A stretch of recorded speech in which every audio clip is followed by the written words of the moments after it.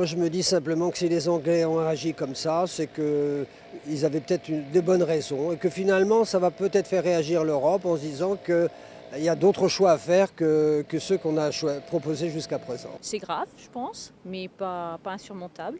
Voilà. Et puis, je pense que ça va remuer pendant quelques jours et puis après on s'adaptera. On s'est toujours adapté. Je pense qu'on continuera à s'adapter.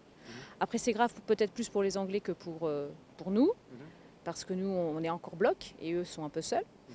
Voilà. Après, c'est à nos dirigeants de réagir et convenablement. Je ne suis pas vraiment étonné.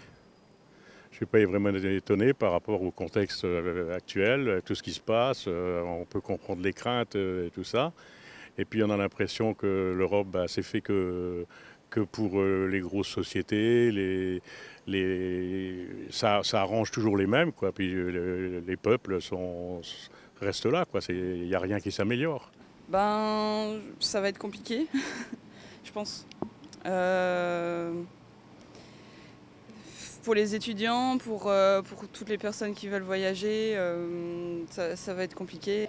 Bon, des répercussions momentanées parce que la bourse va s'affoler un petit peu au départ, mais ça se calmera après. Je pense qu'ils sortiront doucement de l'Europe. Mais ça va faire réagir peut-être Madame Merkel et puis François Hollande, à moins qu'ils hésitent encore.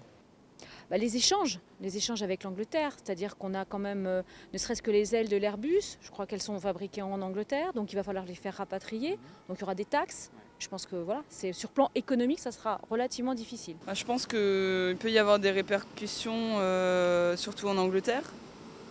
Ça fait un peu peur pour eux, parce qu'ils vont se retrouver livrés à eux-mêmes. Est-ce que ça va marcher?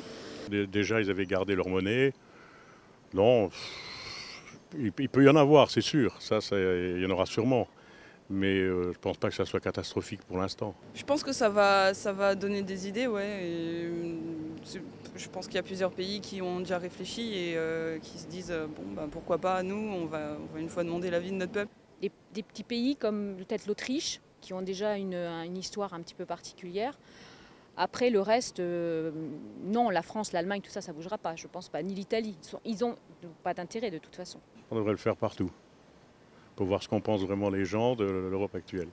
Mais je ne suis pas anti-européen, hein. Mais je trouve que c'est mal fait comme c'est fait là actuellement. Ça ne va pas. Alors là, déjà qu'on n'a pas un grand sentiment d'homogénéité en Europe, ça va être la cacophonie. Je crois qu'il vaut mieux proposer un projet à la fois de défense, de culture, d'économie pour la totalité avant de demander au peuple, parce que le peuple il va dire on était si bien avant, c'est classique, hein.